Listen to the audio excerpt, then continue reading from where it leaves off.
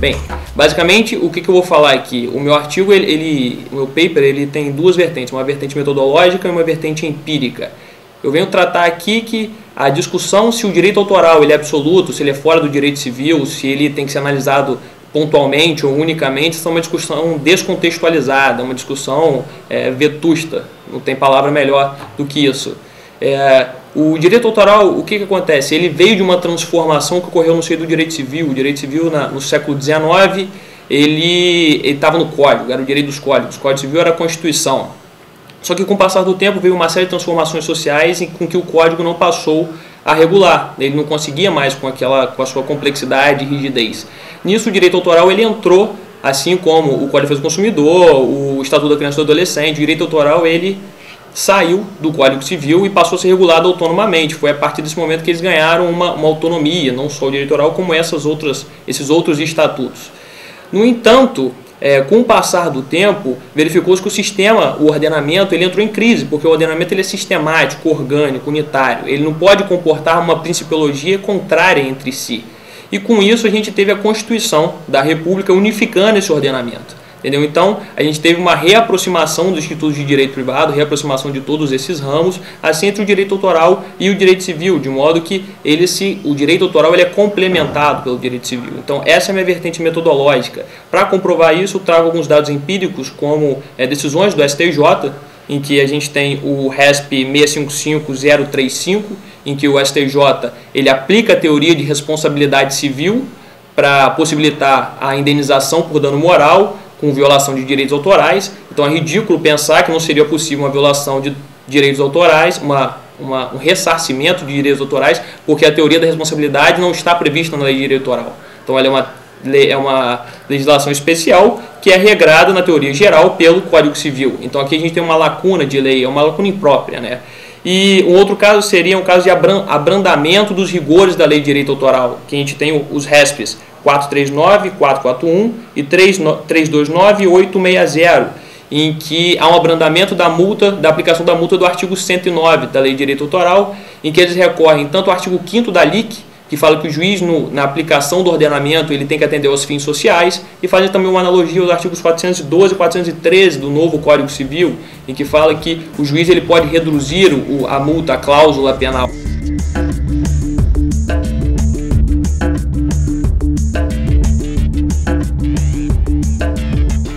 O primeiro manifesto de Budapeste ele veio definir dois modos de divulgação. O acesso via verde, que é através os autores dos artigos, após publicarem em revistas renomadas, eles põem à disposição de repositórios institucionais esse mesmo artigo. Ou seja, eles recebem o sinal verde da editora em que publicaram primeiro em editora renomada e posteriormente postam esses arquivos nos repositórios abertos. A segunda via é a via dourada, em que os institutos em si criam revistas científicas e as próprias revistas já oferecem um acesso aberto. Elas não cobram assinatura e oferecem esse acesso. A terceira declaração de Berlim, ela busca implantar, então ela traz informações para as instituições que tem que gerar um enforcement aos pesquisadores para que eles publiquem seus trabalhos em meios abertos e, do mesmo modo, encorajar os mesmos a que façam. Então, como foi visto, há um movimento pelo acesso livre mundial, que começou principalmente na arena internacional, porém ela se insere no Brasil também, principalmente através do Cielo, que é um dos principais expoentes nesse campo, que surgiu em São Paulo com um projeto que foi da FAPESP e da BIREM. Em 97, em 98 ele começa a ser mais regular, em 2002 o CNPq começa a apoiar o Cielo. Em 2005 há um manifesto brasileiro de apoio ao acesso livre à informação, em que ele busca dar bases para que essa informação, esse acesso consiga ser ampliado em todas as instituições.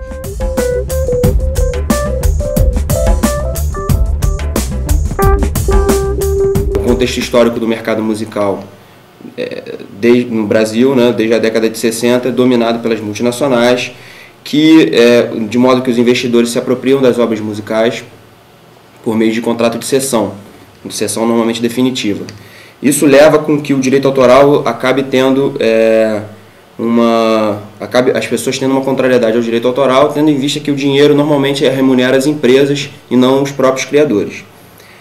E então o fato é que a legislação atual, por não disciplinar bem a matéria, por não definir bem os modelos de negócio existentes no mercado, principalmente de música, que é sobre o qual meu trabalho fala, isso acaba gerando malefícios tanto para a insegurança jurídica dos negócios quanto para os criadores nessa área. Então, o meu trabalho, dentro desse contexto, estabelece algumas premissas sobre funções e necessidades de regulação do direito autoral. A primeira delas é que a função principal do direito autoral deve ser a de remunerar o trabalhador criador de maneira satisfatória. Além disso, os negócios jurídicos em direitos autorais devem estar disciplinados e organizados de acordo com alguns pontos. Primeiro, de modo que o criador entenda que tipo de negócio que ele está firmando. Dependendo do tipo de negócio que ele está firmando, ele possa estabelecer melhor o preço que ele vai cobrar pela obra se está sendo cedida, se está sendo licenciada. E ainda garantir possibilidades para o criador de rescisão e revisão de contratos que ele tem assinado, e normalmente ele assina esses contratos numa situação de hipossuficiência. Bom, no meu trabalho eu trabalhei com indefinições contidas na lei autoral e algumas propostas para o anteprojeto que o MINC apresentou. Algumas indefinições da lei atual é que no direito autoral, diferentemente dos demais ramos da propriedade industrial, não há uma padronização dos modelos de negócio. Então, na propriedade industrial, em geral, você tem a licença, a cessão de direitos, e na lei de direito autoral, a lei fala em autorização, em licenciamento, em concessão, cessão, edição. Então, não está bem definido quais são os modelos de negócio para cada área. Ainda também não está definido onde que há ou não transferência de direitos, que é fundamental na hora de firmar um negócio. E, mais importante, a lei não define princípios de remuneração. Então, se um criador vai fazer um negócio com um investidor, a lei não define quem deve ser melhor remunerado nessa relação, não define de quem é a propriedade numa relação de obra futura, por exemplo, de obra por encomenda. Então, bom, a proposta do Ministério trabalhou bem algumas dessas questões, e aí no meu artigo eu fiz algumas propostas que a gente entendeu que não foram abarcadas pelo MINC.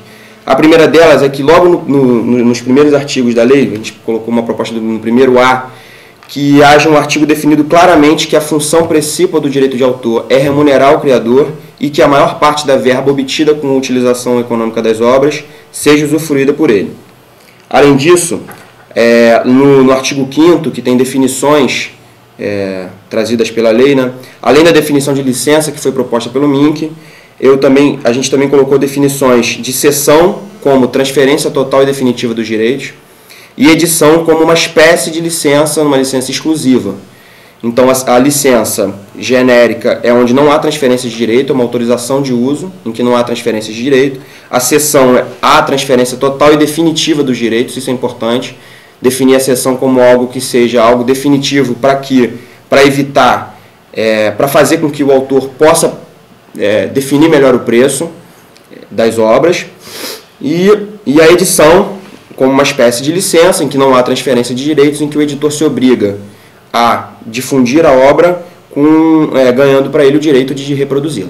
Mas é importante definir primeiro que o direito de autor serve para remunerar o criador e, com isso, gerar confiança da sociedade no direito de autor. A partir disso, a gente pode pensar em maior acesso da sociedade às obras.